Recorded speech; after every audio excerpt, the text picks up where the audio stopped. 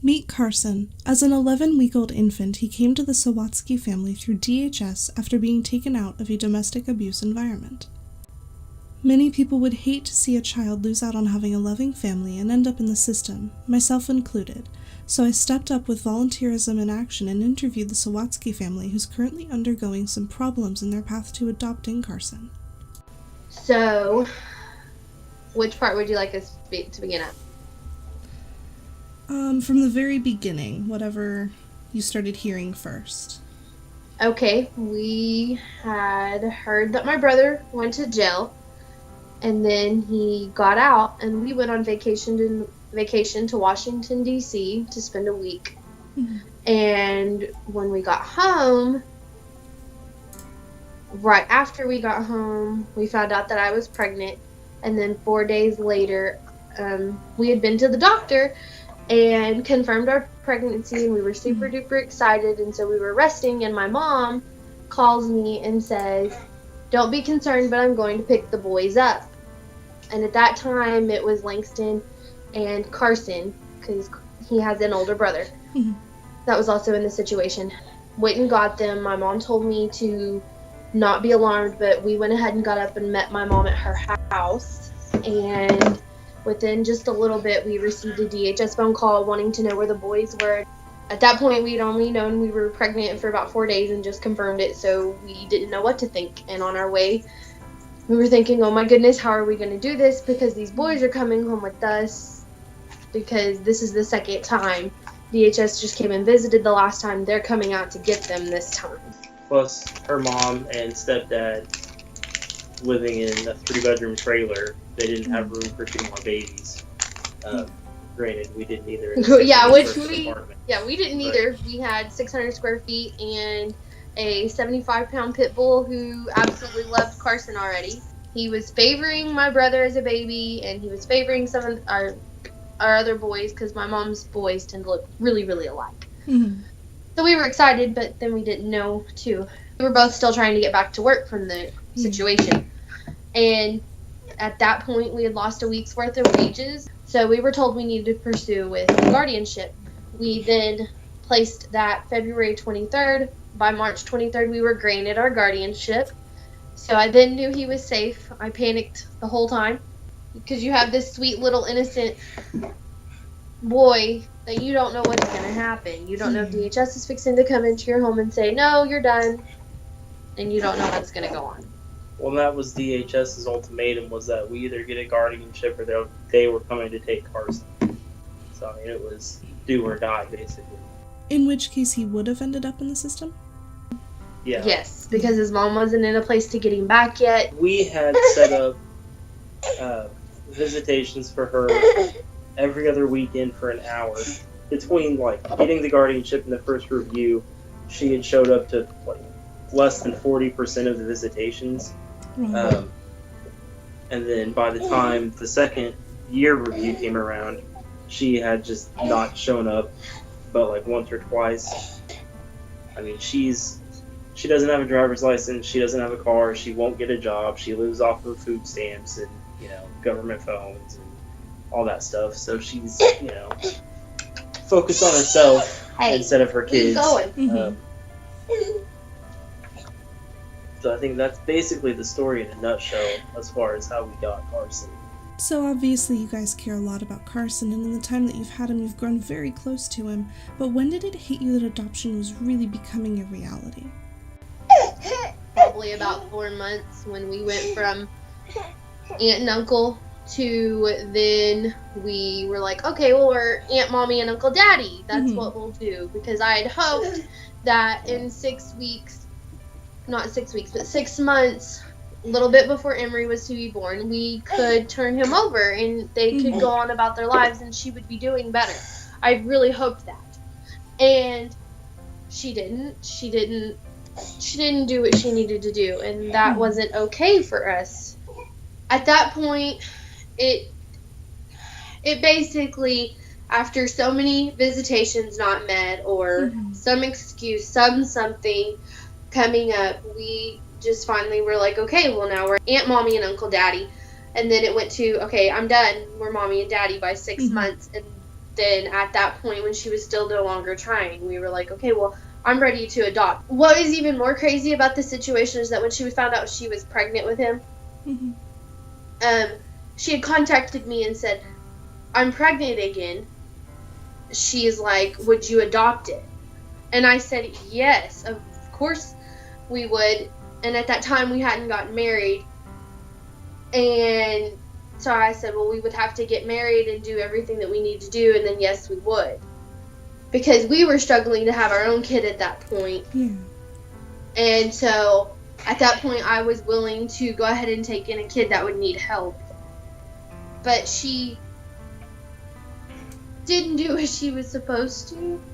And it disappointed us. And so at that point, we were coming to the phase of worrying about mommy and daddy words coming out of his mouth. And we weren't encouraging them. We were trying to just think of other things to say. And I thought, that's not how this kid should live its life. He should be able to do what every other kid does and go on about life. And so we just stopped all the aunt and uncle, mommy and daddy stuff, and we were done. And it was mom and dad. She continued to never come. She popped up in July, said hi for an hour, talked to us more. So we got through that hour visitation and moved on, and in 2 weeks we sit and waited for another visitation, and she didn't show up, and she wouldn't answer my phone calls. And so I called from Andrew's cell phone, and I said, hey, what's going on? We're here waiting on you for visitation. And she said, obviously not there, rudely. And at that point I said, her focus is elsewhere. We need to be pursuing at the fact that this is going to be full-blown adoption. We finally just dismissed the craziness and allowed, your visitations are every other weekend. Let us know if you're going to make them before you come. We didn't want to interrupt his life anymore because at that point visitations were during his nap time. And we were kind of like, okay, we're going to pursue on with going on about our normal lives. Andrew and I are having to miss out on work opportunities and things like that, and we need to be doing them because she's still not paying child support. We don't know fully who the dad is. My brother's not helping support. In the first year they gave, between the two of them, about $350 to us. And most of that came from their taxes. Mind you, we didn't know what to really think. We were sitting here needing to prepare for our own child, and we're still having to gather up stuff for him. To me, when you have a kid, your life stops. Like, it's not all about you anymore. It's about the kid now. It's about their well-being, their things that they need.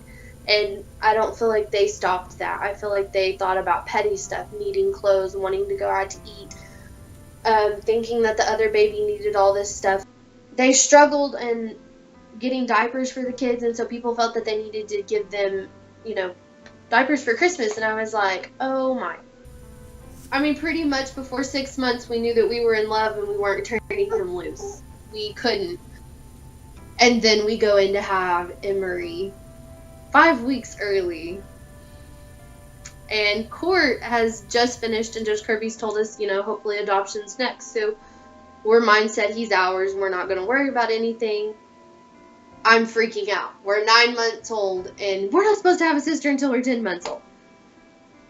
And I'm worried about, this is embarking on him, this is embarking on her, this is just craziness, but we're awesome parents at the same times because we were blessed with one, and then we took in an extra one that desperately needed someone. Our family's been hectic. We have nights we don't sleep, but it's our family. We have half the laundry done maybe right now, but at the end of the night, our kids are clothed, they're ready to go to bed, and everyone's happy.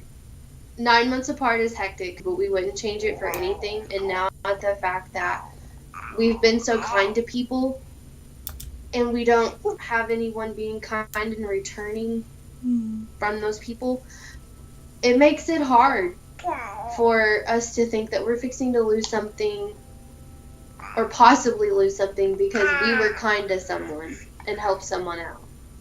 I've always been an open-hearted person and given people the benefit of the doubt. I always try to do that with his mom, and I even did it today with his dad. So, you were just talking about how they're 9 months apart. How does Carson like being a big brother? What is he like for Emery? Newest this last 2.5 weeks is Sister's trying to walk. And so he wants to hold Sister's hand and help her walk. He's always been pretty good about trying to come up and give her binky or help her when she's crying. Of course, he tries to give it to her after he takes it from her. Yeah, after he takes it. So the fun big brother Henri-ness is set in. Always did. He did really good the first time we got him to hold her. But when we brought her home that morning, that's one thing I remember, is that we brought her home at 1 o'clock in the morning. We got home. The next morning, Andrew brings him in to say bye, and he promptly wants to grab her binky and stick it back in her mouth. And that was his first time. So, and then he wants to help feed her, and then here I am trying to breastfeed too, and he's loving on me and wanting to love on her, and he's this little 9-month-old that magically understands somehow that he's got this sister. It was weird. And as they've gotten older, especially the last couple of months, we're playing together. Yeah, they play together. So, they'll be playing and then they'll turn around and start fighting, but then their toddleries speak back and forth to each other. They were playing hide and seek with each other this morning, like using the covers on the bed and giggling and laughing. And, so I think he's embraced being a big brother to Emery, but I don't know. I think because they're around each other all the time, that's why. Now that he's almost 2 and he's growing into whatever his personality is really going to be, what is he like? What is he showing interest in? Legos. And how things work, period, point blank. He's done that forever. He was the 5-month-old, 6-month-old that had his car seat turned upside down, and he was trying to figure out the straps. And that's always been something. He likes to put things together. He's super excited, and he's kind. He wants to help someone out. If you need something, he'll try to get it for you. We're approaching our terrible 2s, but they're not quite as hard as some people's kids yet, I think. He's inquisitive. Somewhere on your DonorSee project page, you mentioned that at one point you did have the funds to pay for the lawyer fees, but things came up. Would you be willing to go a little bit more in depth on that? I love my mom, but sometimes she gets herself into situations that she sees could be a possibility of a problem, and she doesn't do what she should. My twin sibling one of the twins just spent 2 weeks with us and stayed with us for 2 weeks. So, I mean, and then, when we went in to deliver Emery, we had to drop the twins and Audrey off. And, I mean, we had them with us, and then that's when the doctor was like, no, you're going to go in and you're going to deliver. And I was like, okay. But anyways, they had baseball this year, and they needed help with baseball fees. They needed help with the equipment. They then needed help getting transported to baseball because it's a 45-minute drive for their games and stuff and practices. And my mom's husband got into a car accident and totaled the car. That made it hard because do you tell these little children that are so happy to play on the same baseball team and excited, do you tell them, no, we can't help you? So it was a bunch of getting off work early enough to help them, lost wages, making it to their baseball games, being the one that if the Aunt Granny's car wasn't available, we were the ones that took them. If Mom had something to do that she couldn't get them to, if she was too tired, we picked up the slack and went and took the kids. And so that depleted our account, not only helping her after it was totaled, we helped her move it not once but twice. And moving a car is not cheap. Now, other than the obvious monetary issues, are there any other problems or challenges sitting in your path to adopting Carson?